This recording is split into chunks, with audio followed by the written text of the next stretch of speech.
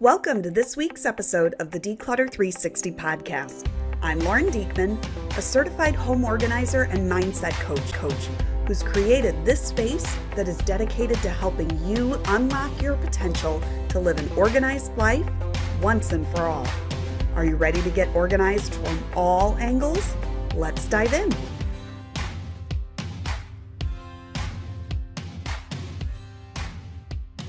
Thanks for joining me on another episode of the Declutter 360 podcast.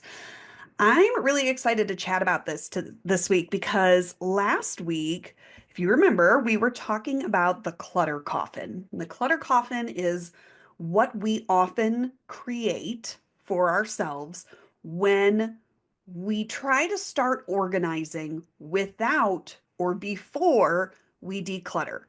So we get so fixated, has this happened to you, on getting organized that, we go and we buy the bins and we take the measurements and we get everything just right and we sort all of our stuff. But if we haven't decluttered first to get rid of the things that we don't use, that we don't want anymore, that we don't need, that aren't in good shape anymore. So we're not going to use them, or they're broken. We're not going to be able to use them, whatever. If we don't clear out all of the things that are actually just clutter, we are creating a clutter coffin in every one of those organizing solutions that you purchase. And it doesn't matter how many different solutions you try, if you don't go back and declutter, or if you don't back up, at least, I guess is what I should be saying. If you don't back up and declutter first, you're going to continue to live in this cycle where you're just creating clutter coffins, and it's going to keep your systems from working, because the items that you do want, you do use, you do love, you do need are hiding amongst the clutter. You have to get rid of the clutter first. And that really is an important part of the problem.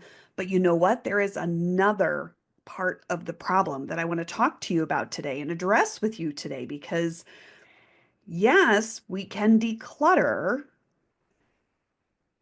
but the other side of the problem is the influx of new stuff that continues to come into your space, that continues to come into your life, that you now have to find a home for, create a home for, make space within the home for it.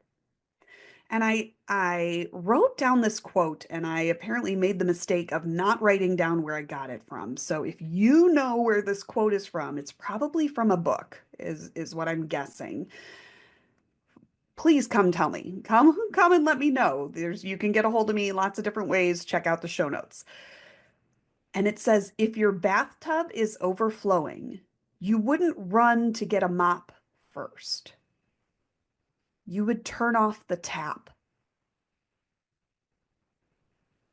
Right? So if your bathtub is overflowing and there's water spilling out all over the floor, the first thing you have to do is turn off the tap, not go get the mop. You have to stop the influx of water before it makes any sense to clean it up.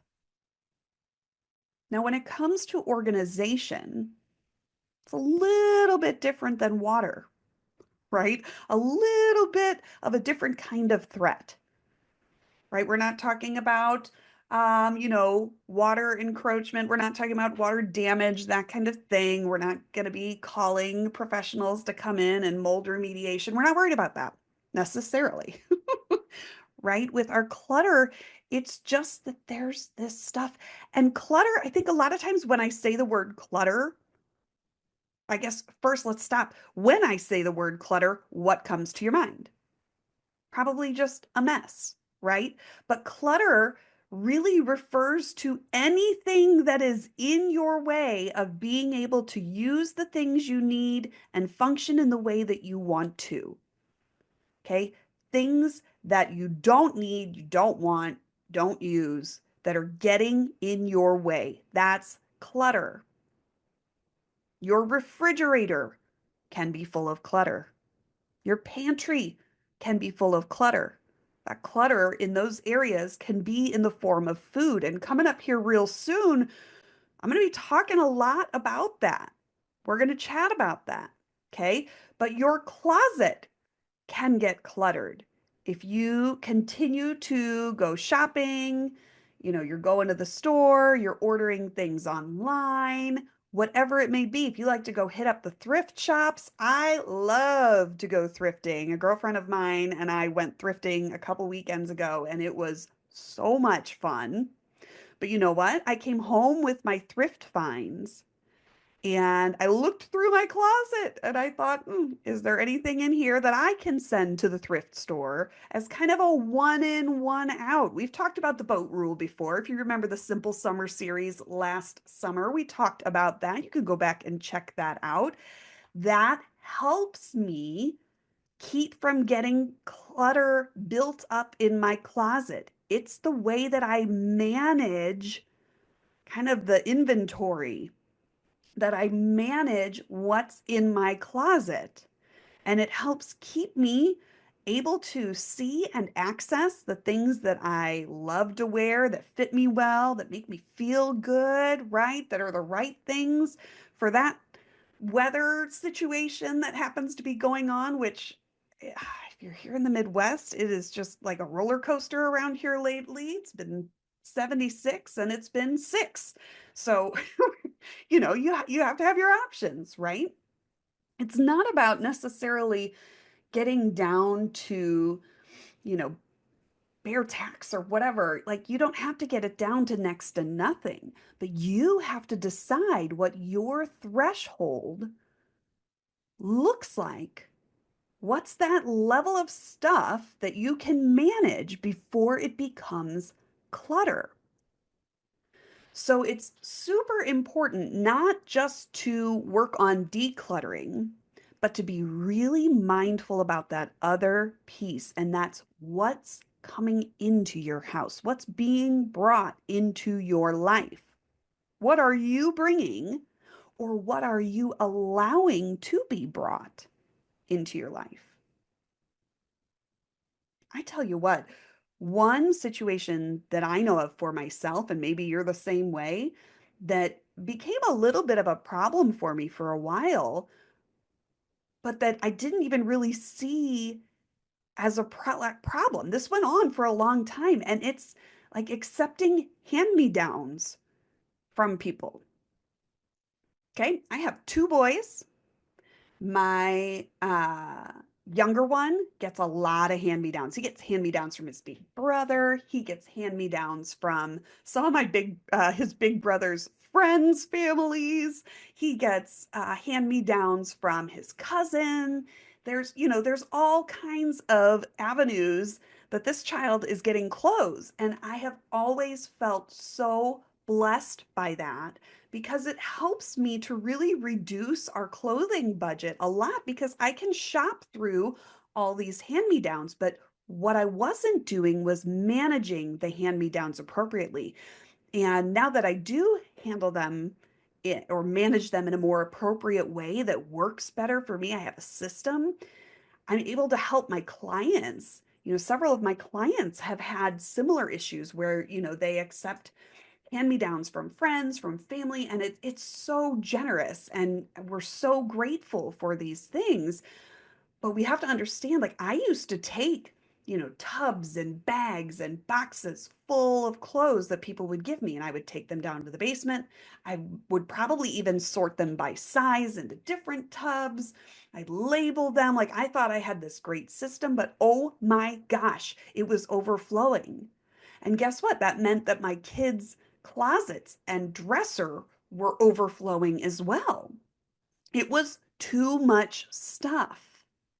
And so, what I finally had to do in managing that was say, okay, this is super generous. It's wonderful, but I don't have to keep every piece of clothing that gets handed down to this kid. I mean, I would like to buy him some new things too. I was the third girl in my family. I wore my fair share of hand-me-downs, but I know it felt so good when my mom or my grandma or whoever would buy me a new outfit. That was my outfit. It wasn't an outfit that was my older sister's or both of my older sisters or whatever. And so I try to keep that in mind for him too, so that his whole wardrobe doesn't end up being hand-me-downs and he gets to pick stuff that really, speaks to his own taste and style too. But that's when I started to really take that piece and connect it with the hand-me-downs and have that connection and think, oh my gosh, I have to dig through these hand-me-downs. I have to spend some time going through and seeing what things maybe aren't in the best shape. I don't need those, right? Even if they're in decent shape, I probably don't need it. Like, just keep the things that are in the best shape. And then I would go back through and say, okay, what things look more like my kid's taste? Things that he's going to want to wear, certain fabrics, that he may like or dislike. That helps me weed things out. Certain styles, the way things fit, even certain colors or sports or whatever, a design on a shirt may be, or, whatever it might be. That helped me to kind of pare down those hand-me-downs.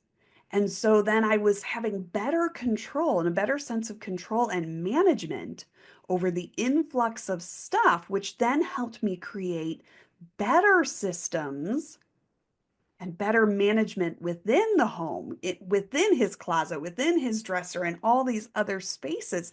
And this can be applied anywhere in your house. You can't just declutter a space, but then keep letting that fire hose of stuff refill it over and over again. It's an ongoing task.